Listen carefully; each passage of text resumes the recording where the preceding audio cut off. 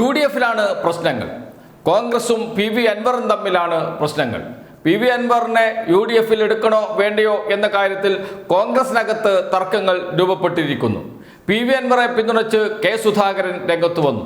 ഒരിക്കലും UDF-ന്റെ ഘടകകക്ഷിയാക്കില്ല, അസോസിയേറ്റ് മെമ്പറാക്കാം എന്ന നിലപാടിൽ നിൽക്കുന്നു BD സതീശൻ. വീണ്ടും BD സതീശനും K. സുധാകരനും മുഖാമുഖം വരുന്ന കാഴ്ച. ഇവിടെ സണ്ണി ജോസഫ് എവിടെ നിൽക്കും എന്നത് വലിയ ചോദ്യചിഹ്നവുമാണ്. ഇതെല്ലാം കണ്ട് ചിരിക്കുന്ന ഒരാളുണ്ട്. അത് മറ്റാരുമല്ല, അദ്ദേഹത്തിന്റെ പേര് പിണറായി വിജയൻ എന്നാണ്. കേരളത്തിന്റെ മുഖ്യമന്ത്രിയാണ്. എന്തുകൊണ്ടാണ് അദ്ദേഹം ചിരിക്കുന്നത്?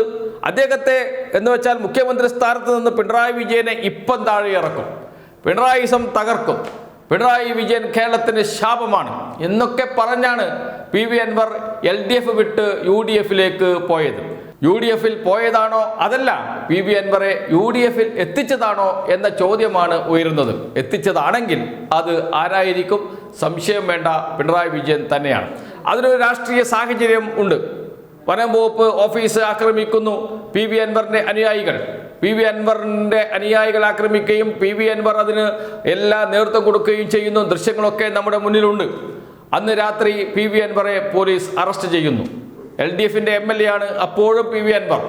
LDF-ന്റെ MLA-യെ LDF-ന്റെ പോലീസ് തന്നെ അറസ്റ്റ് ചെയ്ത് കൊണ്ടുപോയ കാഴ്ച അത് വലിയ ചർച്ചയായി മാറി കേരളത്തിൽ. UDF ഉണർന്നു.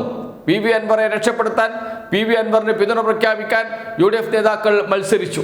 തൊട്ടടുത്ത ദിവസം ജാമ്യം കിട്ടി പുറത്തിറങ്ങിയ PV അൻവറെ സ്വീകരിക്കാൻ പാണക്കാട് തങ്ങൾ തന്നെ മുതിർന്ന മുസ്ലിം ലീഗ് നേതാക്കളോടൊപ്പം പാണക്കാട് കാത്തിരുന്നു. വിളിച്ചു വരുത്തി സ്വീകരണം കൊടുത്തു പാണക്കാട് തങ്ങൾ PV അൻവറിന്.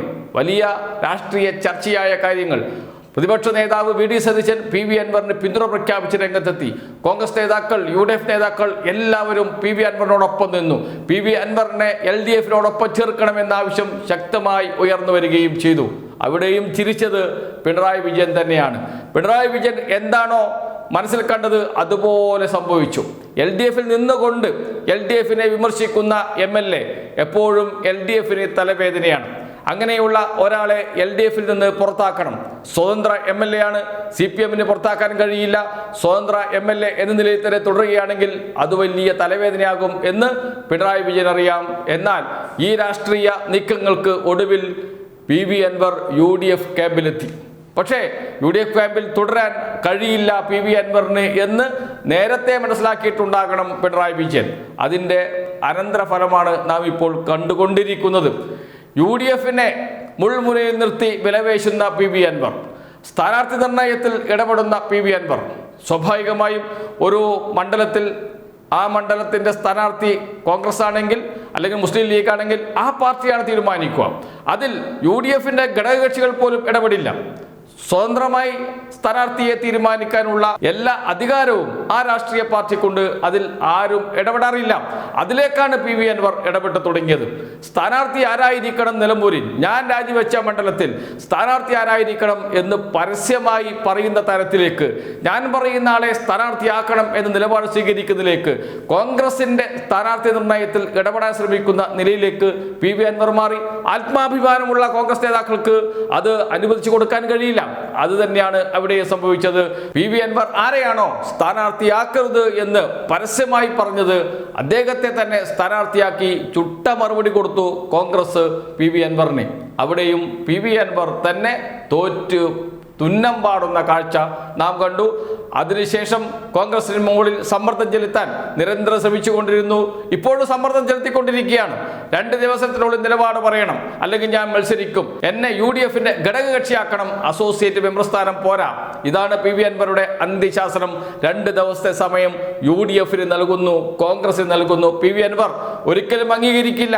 PV അൻവർ പറഞ്ഞിടത്ത് കോൺഗ്രസ് എത്തിയാൽ കോൺഗ്രസിന്റെ നിലനിൽപ്പ് തന്നെ ചോദ്യം ചെയ്യപ്പെടും എന്ന് മാത്രമല്ല, കോൺഗ്രസിന് അത് വലിയ നാണക്കേടായി മാറുകയും ചെയ്യും. PV അൻവറിന്റെ മുന്നിൽ മുട്ടുമടക്കി കോൺഗ്രസ് എന്ന് വെച്ചാൽ കോൺഗ്രസ് അണികളുടെ ആത്മാഭിമാനത്തെ തന്നെ ഇല്ലാതാക്കുന്ന ഒരു സ്ഥിതി ഉണ്ടാകും. അത് മുൻകൂട്ടി കണ്ടുകൊണ്ട് തന്നെയാണ് കോൺഗ്രസ് നേതാക്കൾ പറഞ്ഞത്, ഒരു തരത്തിലും വിട്ടുവീഴ്ച തയ്യാറില്ല, ഒരു തരത്തിലും വിട്ടുവീഴ്ചയ്ക്ക് തയ്യാറല്ല, വേണമെങ്കിൽ ഞങ്ങളോട് സഹകരിച്ചോളൂ, സഹകരിച്ചാൽ കൂടെ നിർത്താം. ഇതാണ് ഇപ്പോൾ PV അൻവറിനോട് കോൺഗ്രസ് നേതാക്കൾ പറഞ്ഞിരിക്കുന്നത് എന്ന് വെച്ചാൽ നൈസായി വളരെ സുന്ദരമായി പുറത്തേക്ക് തള്ളിയിരിക്കുന്നു PV അൻവറിനെ.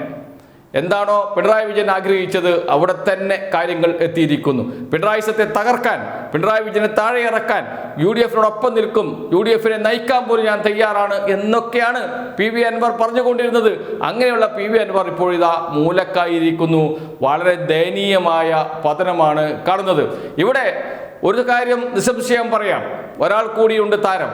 അത് മറ്റാരുമല്ല, VD സതീശൻ തന്നെയാണ്. VD സതീശൻ ഒരേ സമയം ഒരു വെടിക്ക് രണ്ട് പക്ഷി എന്ന് പറയുന്നത് പോലെയാണ് കാര്യങ്ങൾ നിൽക്കുന്നത്. VD സതീശന്റെ ഒന്നാമത്തെ ശത്രു കെ സുധാകരനായിരുന്നു. കെ സുധാകരനെ KPCC പ്രസിഡന്റ് സ്ഥാനത്ത് നിന്ന് മാറ്റാൻ ആദ്യം മുതൽ പ്രവർത്തിച്ചത് VD സതീശനാണ്. അതിലേക്ക് തന്നെ കാര്യങ്ങൾ എത്തുകയും ചെയ്തു. അതിനുശേഷം ഇതാ VD സതീശന്റെ മറ്റൊരു ശത്രുവായി PV അൻവർ മാറി. ആ PV അൻവർ കെ സുധാകരന്റെ പ്രിയപ്പെട്ടവനാണ്. കെ സുധാകരൻ PV അൻവറിനെ UDF-ന്റെ ഘടകകക്ഷിയാക്കണം എന്ന് പറഞ്ഞ് രംഗത്ത് വന്നിരിക്കുകയാണ്. പരസ്യമായി പ്രതികരിച്ചിരിക്കുകയാണ് കെ സുധാകരൻ. അതും തള്ളി VD സതീശൻ. എന്ന് വെച്ചാൽ ഒരേ സമയം കെ സുധാകരനെയും PV അൻവരെയും വെട്ടി നിലത്തിടുകയാണ് VD സതീശൻ ചെയ്തിരിക്കുന്നത്. അവിടെയും താരമായി മാറിയിട്ടുണ്ട് VD സതീശൻ. എന്നിരുന്നാലും ഇതിനെല്ലാം മുകളിൽ നിൽക്കുന്നത് പിണറായി വിജയന്റെ രാഷ്ട്രീയ നീക്കങ്ങൾ തന്നെയാണ്. തനിക്കെതിരെ വന്ന ഒരു എതിരാളിയെ കൂടി, തന്നെ രൂക്ഷമായി വിമർശിച്ച് രംഗത്ത് വന്ന ആളെ കൂടി, ഇപ്പോൾ പിണറായി വിജയനെ താഴെ ഇറക്കുമെന്ന് പറഞ്ഞു നടന്ന ഒരാളെ കൂടി രാഷ്ട്രീയത്തിൻ്റെ മൂലക്കിരുത്താൻ കഴിഞ്ഞു എന്നത് പിണറായി വിജയനെ സംബന്ധിച്ചിടത്തോളം വലിയ രാഷ്ട്രീയ നേട്ടം തന്നെയാണ്. ഒരു രാഷ്ട്രീയ നേതാവും ഇല്ലാതാകുന്നതിനോട് യോജിക്കുന്ന ആളല്ല പിണറായി വിജയൻ. എങ്കിലും സ്വയം തീരുമാനിച്ചാൽ മറ്റെന്ത് ചെയ്യാൻ കഴിയും എന്ന നിലയിൽ കൈമലർത്തുകയാണ് പിണറായി വിജയൻ ചെയ്യുക. അതാണ് ഇവിടെയും സംഭവിച്ചിരിക്കുന്നത്. ഒരു കാര്യം ഉറപ്പിച്ചു പറയാൻ കഴിയും, കേരള രാഷ്ട്രീയത്തിൽ തന്ത്രങ്ങൾ മെനയുന്നതിൽ, കേരള രാഷ്ട്രീയത്തിൽ നിലപാടുകൾ പ്രഖ്യാപിക്കുകയും അതിൽ ഉറച്ചു നിൽക്കുകയും അതിലൂടെ മുന്നോട്ട് പോവുകയും ചെയ്യുന്ന ഒരേയൊരു നേതാവ് പിണറായി വിജയൻ തന്നെയാണ്. അതുകൊണ്ട് തന്നെയാണ് രാഷ്ട്രീയ നിരീക്ഷകർ പറയുന്നത് പിണറായിക്ക് എതിരാളിയില്ല ഇന്നത്തെ രാഷ്ട്രീയ കേരളത്തിൽ എന്നും.